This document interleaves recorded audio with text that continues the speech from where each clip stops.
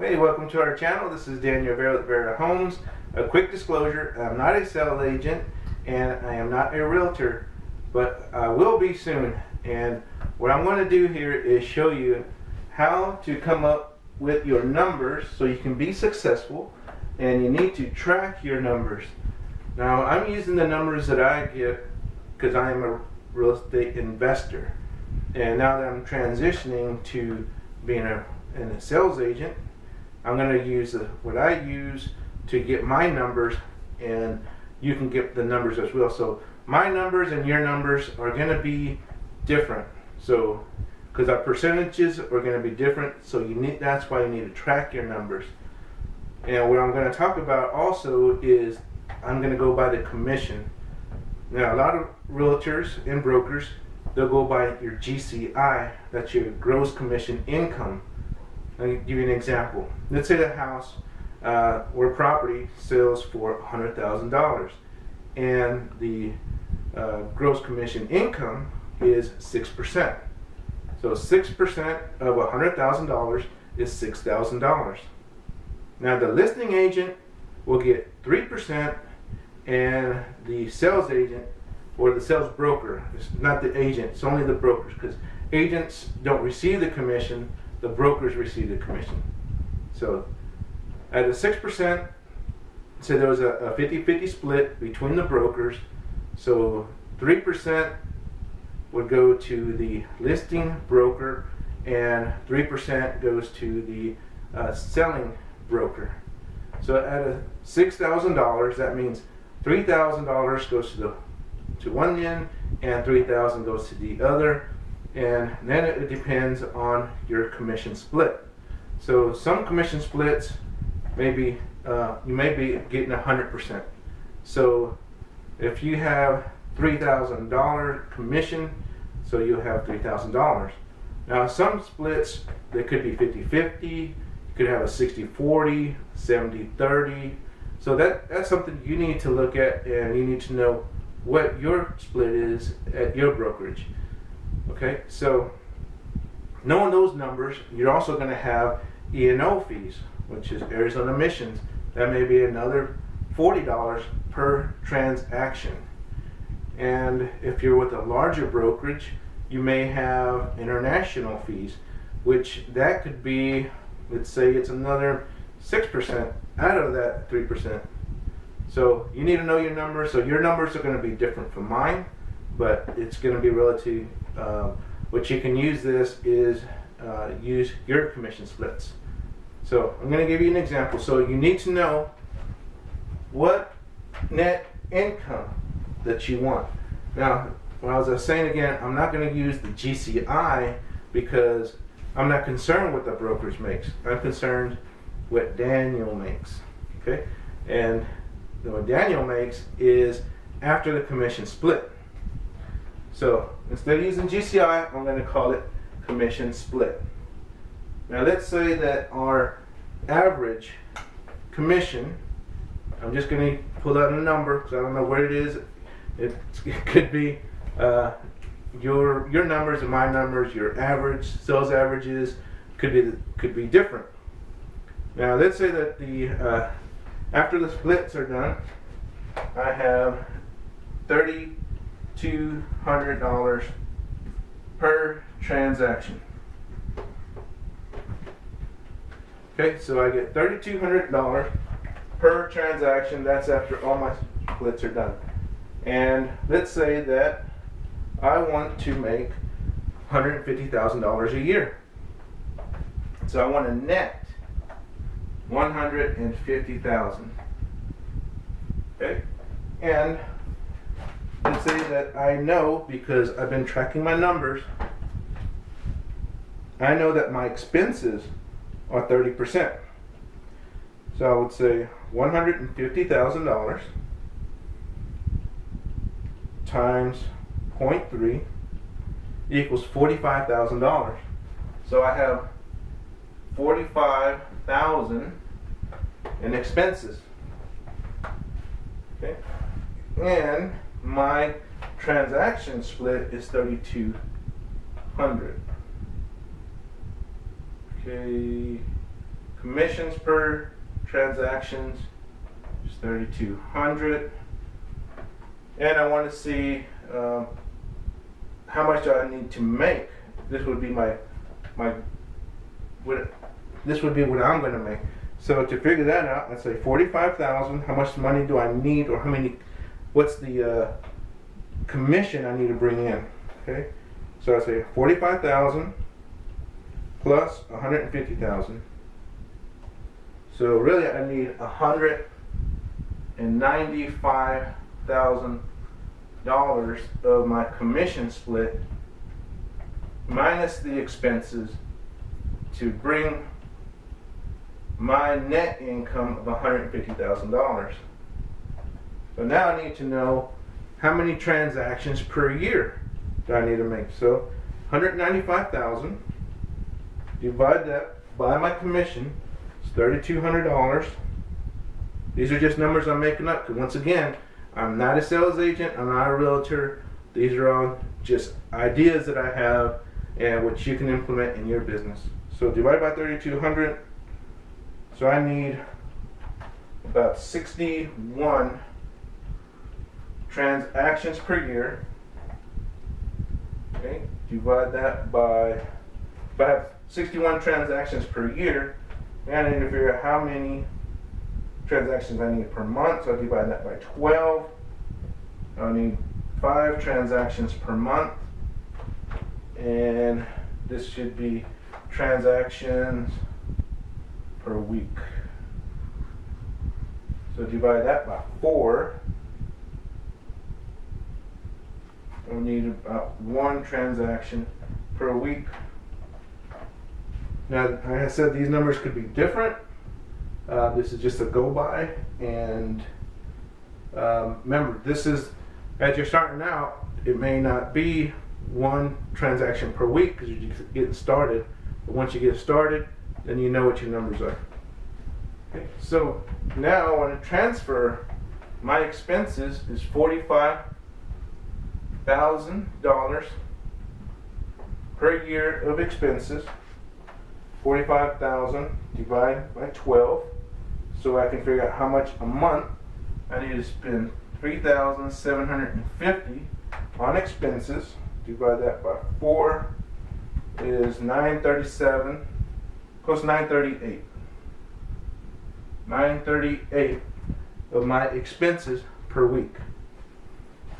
Now I need to break this down even further. Is my transactions per year. I need 61 transactions per year. Now, not every lead is going to lead to a transaction. So if I have 61 transactions, 61, I need to know what my conversion rate is. So let's say the conversion rate is 85%. So I'd say 61 times 85%, or 0.85, equals 51.85. So I need about 52 potential transactions to end up being, messed up. It's not. Take that back. Let's go back again. It'll be 61. Divide that by 85%. Be 71.76, which is about 72.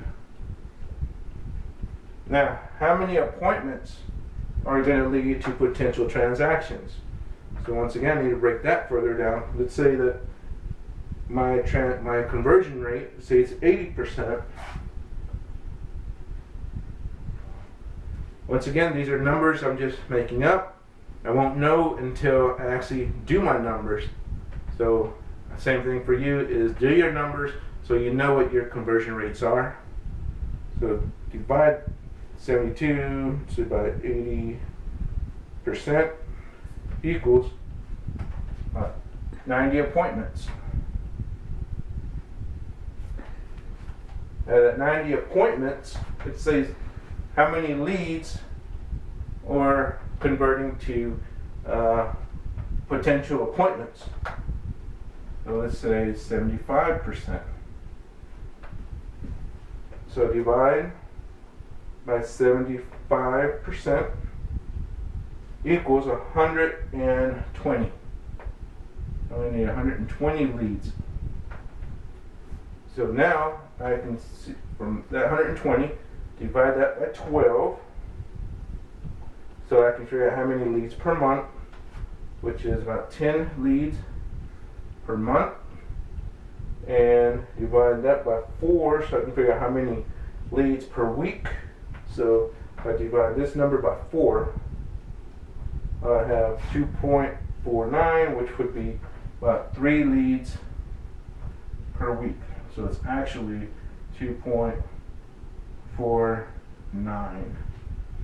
for all you engineers out there who are looking at this. So now we've got 3 actual leads per week to come up with 61 transactions per year. Now, what I like to do is break it down to quarters and also months. So every quarter, I want to look at my number to see if we're on track. So if our team's on track, let's say it's 61 divided by 12 equals, no, not by 12, sorry, 61 divided by 4, because I'm doing quarters, so divide that by 4 equals 15 transactions every 3 months. So 15 and potential transactions would be 72 divided by 4, 18 potential transactions per quarter,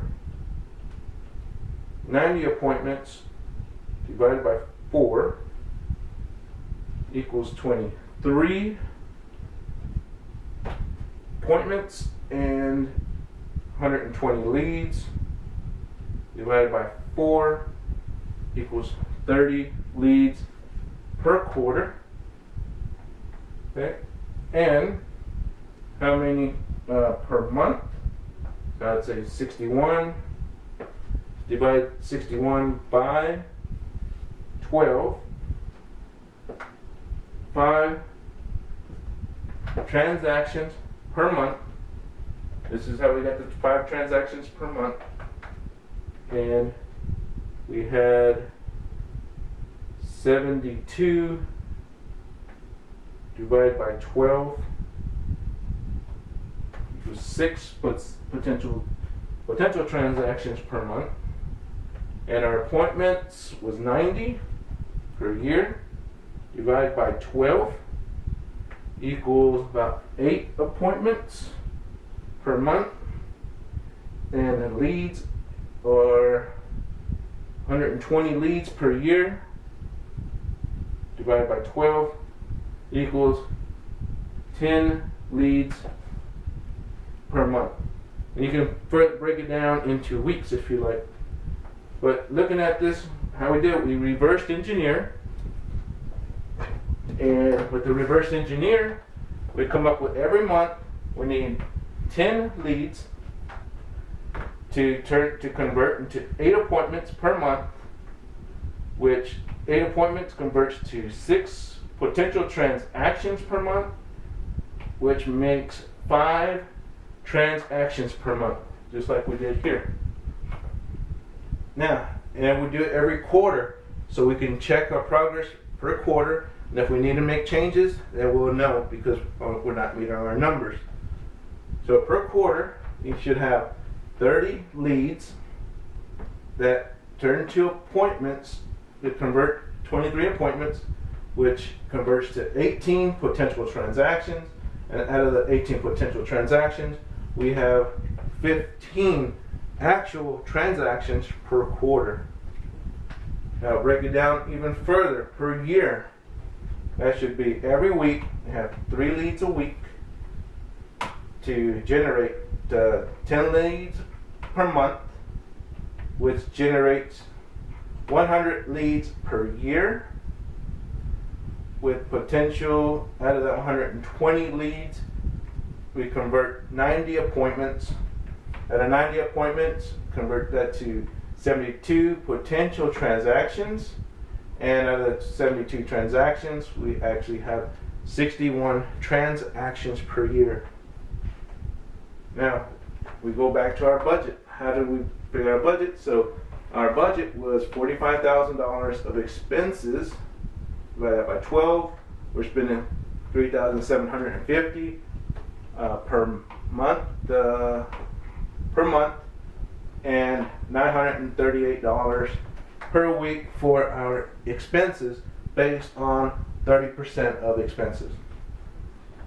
So break it down even further. We got 1 transaction per week, 5 transactions per month, to give us 61 transactions per year, based on a $3,200 commission transaction.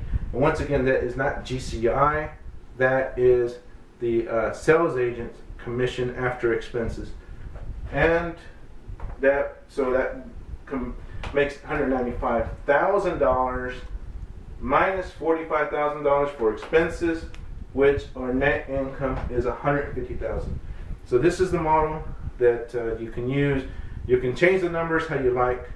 This is Daniel Vera from Vera Homes, and so get busy.